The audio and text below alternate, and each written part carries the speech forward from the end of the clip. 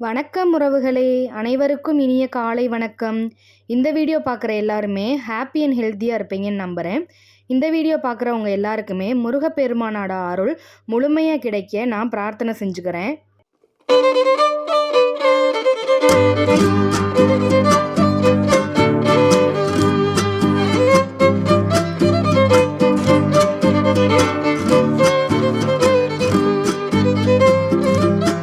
நம்ம சேனலில் முருகப்பெருமானோட அதிசயங்களை பற்றி பல சுவாரஸ்யமான தகவல்களை நான் பதிவு செஞ்சுக்கிட்டே வர்றேன். நம்ம சேனலுக்கு நீங்கள் புதுசாக வர்றீங்கன்னா சப்ஸ்கிரைப் பட்டனை அழுத்தி பக்கத்தில் இருக்க பெல் ஐக்கானை கிளிக் பண்ணி ஆளுங்கிற ஆப்ஷனை செட் பண்ணி வச்சிட்டிங்கன்னா நான் போடுற வீடியோ உடனே உங்களுக்கு நோட்டிஃபிகேஷனில் வரும். இந்த வீடியோ உங்களுக்கு பிடிச்சிருந்துச்சுன்னா லைக் அண்ட் சப்ஸ்கிரைப் பண்ணுங்கள். உங்களோட ஒவ்வொரு லைக்கும் சப்ஸ்கிரைபும் என்னை அடுத்தடுத்த வீடியோ போட மோட்டிவேட் பண்ணும். நிறைய பேர் நம்ம சேனலுக்கு புதுசாக வந்திருக்கீங்க. அவங்க எல்லாருக்குமே நான் என்னோட நன்றியை தெரிவிச்சுக்கிறேன். 48 நாள் விரதம் இருந்தும் உங்களோட வேண்டுதலை முருகப்பெருமான் நிறைவேற்றி வைக்கல அப்படின்னு சொல்லி நான் ஒரு வீடியோ போட்டிருந்தேன். அந்த வீடியோவுக்கு நிறைய பேர் எனக்கு சப்போர்ட் பண்ணியிருந்தீங்க, நிறைய பேர் கமெண்ட் பண்ணியிருந்தீங்க. எனக்கு 48 நாள் விரதம் இருந்தும் என்னோட வேண்டுதல் நிறைவேறலாட்டியும் முருகப்பெருமான் மேலே முழு நம்பிக்கையாக இன்னும் அவரை கைவிடாமல் நான் தொடர்ந்து வேண்டுதல் வச்சுக்கிட்டே தான் இருக்கேன் அப்படின்னு சொல்லி நிறைய பேர் கமெண்ட் பண்ணியிருந்தீங்க. நான் போட்டிருந்த அந்த பதிவுக்கு நிறைய பேர் உங்களோட வார்த்தைகள் எல்லாமே எங்களுக்கு ஹோப் கொடுக்குது, நம்பிக்கை கொடுக்குது, இன்னும் எந்த விஷயமும் முடிஞ்சு போகலை அப்படின்ற நம்பிக்கை கொடுக்குது அப்படின்னு சொல்லி நிறைய பேர் எனக்கு கமெண்ட் பண்ணியிருந்தீங்க. அதை பார்க்குறப்ப எனக்கு ரொம்ப சந்தோஷமாக இருந்துச்சு. அது எல்லாமே முருகப்பெருமானோட அருள்னால தான் எனக்கு நடந்துச்சு அப்படின்னு நான் நம்புகிறேன். அந்த வீடியோ பார்த்தவங்களுக்கும் இந்த வீடியோ பார்க்குறவங்களுக்கும் நான் ஒன்று சொல்ல தான் விரும்புகிறேன். முருகப்பெருமான் நிச்சயமாக நம்ம வேண்டுதல்களை நிறைவேற்றுவார். ஒருவேளை நிறைவேறலாட்டி அதுக்கு கொஞ்சம் காலம் எடுக்கலாம். எல்லாத்துக்குமே ஒரு காரணம் முருகப்பெருமான் வச்சிருப்பாரு. நமக்கு இப்போ தெரியாது, பின்னாடி முருகப்பெருமான் அந்த விஷயத்தை நமக்கு கொடுக்குறப்ப அதுக்கான பலன் இப்போ கிடைக்கிறத விட அப்போ நமக்கு 100 மடங்காக திருப்பி கிடைக்கும் அப்படின்றக்காகத்தான் முருகப்பெருமான் அந்த விஷயங்களை தள்ளி போட்டிருப்பாரு. நமக்கு நிறைய ஆசைகள் இருக்கும், அது எல்லாமே நமக்கு நடக்கணும் அப்படிங்கிறது தான் நம்மளோட ஆசையாக இருக்கும். ஆனால் முருகப்பெருமானுக்கு மட்டும்தான் தெரியும் நம்ம வேண்டுற விஷயத்த நமக்கு எப்போ கொடுக்கணும் அப்படின்றது முருகப்பெருமானுக்கு மட்டும்தான் தெரியும். அதனால யாருமே கவலைப்படாதீங்க. நீங்கள் வேண்டின எல்லா விஷயங்களையுமே முருகப்பெருமான் நிச்சயமாக உங்களுக்கு நடத்தி கொடுப்பாரு. என்னோட கமெண்ட்ஸில் நிறைய பேர் என்கிட்ட கேட்ட விஷயம், எங்களுக்கு குழந்தை வரம் வேணும் சிஸ்டர், குழந்தை வரம் வேணும் சகோதரி அப்படின்னு சொல்லி நிறைய பேர் கேட்டிருந்தீங்க. அவங்களுக்காக தான் இந்த பதிவு. இப்போ இருக்க காலகட்டத்தில் குழந்தை அப்படிங்கிறதே ஒரு மிகப்பெரிய விஷயமாக தான் இருக்குது அப்படின்னு சொல்லி நான் நினைக்கிறேன். அது குழந்தை இல்லாதவங்களுக்கும் சரி, குழந்தை இருக்கவங்களுக்கும் சரி. குழந்தை இல்லாதவங்களுக்கு குழந்தை எப்போ பிறக்கும் அப்படிங்கிற ஒரே தாட்டு மட்டும்தான் இருக்கும். குழந்தை இருக்கவங்களுக்கு அவங்கள நல்லபடியாக எப்படிரா வளர்க்குறது அப்படிங்கிற ஒரு யோசனை தான் இருக்கும். முருகப்பெருமான் கிட்ட நீங்கள் 48 நாள் விரதம் இருந்து குழந்தை வரம் வேண்டியும் உங்களுக்கு குழந்தை வரம் கிடைக்கலையா, நீங்கள் தயவு செஞ்சு கவலையே படாதீங்க.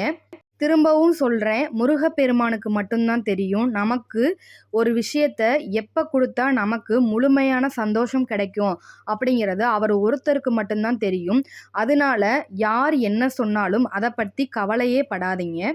முருகப்பெருமான் நிச்சயமாக உங்களுக்கு குழந்தை வரத்தை கண்டிப்பாக கொடுப்பாரு. நம்ம ஒரு விஷயத்துக்காக வேண்டுதல் பண்ணி விரதம் இருக்கோம் அப்படிங்கிற காலங்களில் நமக்கு பல சோதனைகள் வரும். அதில் ஒன்று பயங்கரமாக கோபம் வர்றது. ஏன்னா சும்மா இருக்காமல் யாருனாலும் எதுனாலும் நம்மளை சொல்லி விட்டுருவாங்க, நமக்கு பிடிக்காத விஷயங்களை யாருனாலும் செய்வாங்க. அதுக்கு நம்ம பயங்கரமாக கோவப்படுவோம். முதல்ல நீங்கள் விரதம் இருக்கீங்களோ இல்லை நீங்கள் முருகப்பெருமான் கிட்ட ஏதாவது ஒரு வேண்டுதல் வச்சுருக்கீங்களோ அப்படின்னா தயவு செஞ்சு முதல்ல உங்களோட கோவத்தை நீங்கள் கண்ட்ரோல் பண்ணியே ஆகணும். அது எதுக்காக அந்த கோவம் வரும்னா, ஒரு சிலர் உங்கள்கிட்ட கேட்பாங்க, இன்னும் குழந்தை பிறக்கலையா, குழந்தை எப்போ ட்ரீட்மெண்ட் போகிறீங்களா அப்படின்னு சொல்லி கேட்குறப்ப யாராக இருந்தாலும் அந்த கோவம் தன்னால் வரும், அழுக வரும். தயவு செஞ்சு நீங்கள் ஒரு விஷயத்துக்காக வேண்டிக்கிட்டு இருக்கப்ப யார் மேலேயுமே கோவப்படாதீங்க. முடிஞ்ச வரைக்கும் அந்த இடத்த விட்டு நகர்ந்து வந்துருங்க. அப்படி இல்லாட்டி போய்க்கிட்டு இருக்கோம் அப்படின்னு சொல்லி நீங்க அமைதியா சொல்லிட்டு நீங்க வந்துரலாம். அந்த இடத்த விட்டு நீங்க நகர்ந்து வந்துரலாம். உங்கள ஏன் நான் கோவப்படக்கூடாது அப்படின்னு சொல்றேன்னா, முருகப்பெருமான் கிட்ட நம்ம ஒரு வேண்டுதல் வைக்கிறப்ப, நம்ம எவ்வளோக்கு எவ்வளோ மன அமைதியா இருக்கோமோ, அவ்வளோக்கு அவ்வளோ சீக்கிரமா நமக்கு அந்த வேண்டுதல்கள் நிறைவேறும் அப்படிங்கிறது தான் உண்மை. சயின்டிஃபிக்கலா சொல்லணும் அப்படின்னா, நம்ம எடுத்துக்கிட்டு இருக்க மருந்து, அதுக்காக வேலை செய்யாம கூட போயிரலாம். அதனால தான் நான் சொல்றேன். கோவத்த முடிஞ்ச வரைக்கும் நீங்க கண்ட்ரோல் பண்ணியே ஆகணும். அதுபோல எந்த தேவையில்லாத தாட்ஸையும் உங்களோட மனசுக்குள்ள இந்த காலங்கள்ல நீங்க வச்சுக்கிறவே கூடாது. உங்களோட கோல் வந்து உங்களுக்கு குழந்தை வேணும். அப்படிங்கிறத மட்டும் தான் நீங்க யோசிச்சு, மன அமைதி எவ்வளோக்கு எவ்வளோ நீங்க அமைதியா இருக்க முடியுமோ, அவ்வளோக்கு அவ்வளோ நீங்க அமைதியா இருந்தீங்கன்னா, உங்களோட வேண்டுதல்கள் சீக்கிரமா முருகப்பெருமான் நடத்தி கொடுப்பாரு. அதுபோல நமக்கு குழந்தை இல்லையே அப்படின்னு சொல்லி எந்த காலத்திலயுமே நீங்க கவலையே படக்கூடாது. கவலைப்பட்டாலும் உங்களோட உடல்நிலை தான் கெட்டு போகுமே தவிர்த்து, நடக்க வேண்டிய விஷயங்கள் நடக்காம போயிரும். அதனால கவலைப்படாதீங்க, கோவப்படாதீங்க. எப்பயுமே மனச மகிழ்ச்சியாவே வச்சுக்கோங்க. அப்பதான் நீங்க வேண்டுன விஷயம் சீக்கிரமா உங்களுக்கு வந்து சேரும். அது எதுக்காக நான் அப்படி சொல்றேன்னா, நம்மளோட மனநிலை மகிழ்ச்சிகரமா இருக்கிறப்ப, நம்மள சுத்தி நடக்கிற விஷயங்களுமே மகிழ்ச்சியா தான் இருக்குமே தவிர்த்து, அத விட்டுட்டு நம்ம கோவப்பட்டுக்கிட்டு, கவலையாவோ, எரிச்சலாவோ நம்ம இருந்தோம்னா, அதாவது நம்மள சுத்தி இருக்க விஷயங்களும் அதே மாதிரி தான் இருக்கும். அப்படிங்கிறது தான் பிரபஞ்ச ஆற்றலே. ஏன் அப்படி சொல்றேன்னா, நம்மளோட எண்ணங்கள் தான் செயலா மாறுது அப்படிங்கிறது தான் உண்மையே. அதனால நீங்க நீங்க ஒரு வேண்டுதல் வச்சுக்கிட்டு இருக்கீங்க அப்படின்னா, தயவு செஞ்சு உங்களோட மனநிலைய அமைதியாவும், மகிழ்ச்சியாவும் எப்பயுமே வச்சுக்கோங்க. நீங்க வேண்டுன விஷயம் சீக்கிரமா உங்களுக்கு வந்து சேரும். குழந்தை வரத்துக்காக வேண்டி இருக்கவங்க ஹாஸ்பிட்டல்ல ட்ரீட்மெண்ட் போனாலும் பரவாயில்ல. நீங்க வாரத்துக்கு 2 முறை, அதாவது ஆணும் சரி, பெண்ணும் சரி 2 பேருமே என்ன செய்யணும்னா, வாரத்துல 2 டைமு வேப்பிலையும், ஒரு கைப்பிடி வேப்பிலையும், 1 ஸ்பூன் மஞ்சளும் சேர்த்து மிக்ஸியில நல்லா வழுவழுன்னு அரைச்சிட்டு, ஒரு நெல்லிக்காய் சைஸு உருண்டை புடிச்சு, நீங்க 2 பேருமே வாரத்துல 2 டைம் நீங்க சாப்பிட்டுட்டு வந்தீங்கன்னா, நிச்சயமா உங்களுக்கு குழந்தை வரம் கண்டிப்பா கிடைக்கும். இத நீங்க நம்பல அப்படின்னா, உங்க வீட்ல இருக்க பெரியவங்கட்ட கேட்டு பாருங்க. கண்டிப்பா இதத்தான் சொல்லுவாங்க.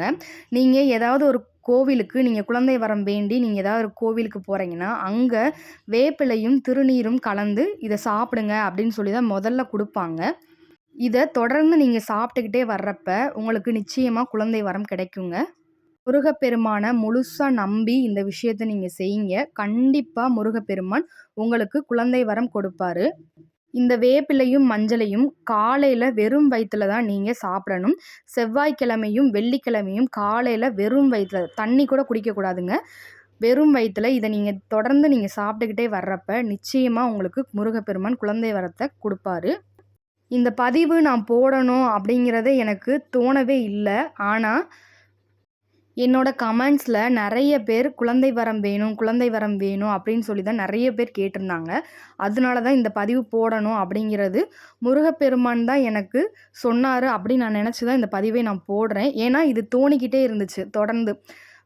இந்த 1 வாரமாவே நான் வேற ஒரு பதிவு போடணும் அப்படின்னு தான் நான் நெனச்சுக்கிட்டு இருந்தேன். ஆனா, இது மனசுக்குள்ள உள்ளருந்து யாரோ சொல்ற மாதிரி, இந்த பதிவு போடு, இந்த பதிவு போடு அப்படின்னு சொல்ற மாரியே எனக்கு இருந்தனால தான் இந்த பதிவ போடுறேன்.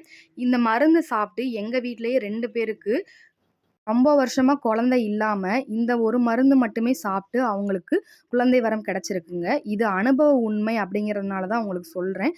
அதனால நீங்களும் இந்த மருந்த தொடர்ந்து சாப்பிட்டுக்கிட்டே வாங்க. உங்களுக்கும் குழந்தை வரம் கிடைக்கும். இந்த மருந்து கொஞ்சம் கசப்பா தான் இருக்கும். ஆனாலும் நீங்க சாப்பிடணும். ஆனா நெறைய பேருக்கு எப்படின்னா, நான் என்ன வேணா செய்றேன். ஆனா எனக்கு கண்டிப்பா ஒரு குழந்தை வேணும் அப்படிங்கிற தாட் தான் இருக்கும். அதனால நீங்க நம்பிக்கையோட சாப்பிடுங்க. அடுத்து குழந்தை வரம் வேண்டும் அப்படின்னு நினைக்கிறவங்க, இந்த திருப்புகழ தினமும் உங்க வீட்ல படிச்சுக்கிட்டே வாங்க. நிச்சயமா முருகப்பெருமான் குழந்தை வரம் கொடுப்பாரு. படிக்க முடியாதவங்க தினமும் இந்த 4 வரிய உங்க வீட்ல கேட்டுக்கிட்டே இருங்க. அதுவே போதும். கொஞ்ச நாள்ல அதுவே உங்களுக்கு மனப்பாடம் ஆயிரும். அதுக்கப்புறம் நீங்களும் கூட சேர்ந்து முருகப்பெருமான வணங்குறப்ப, இந்த 4 வரி திருப்புகழ தினமும் பாடுங்க.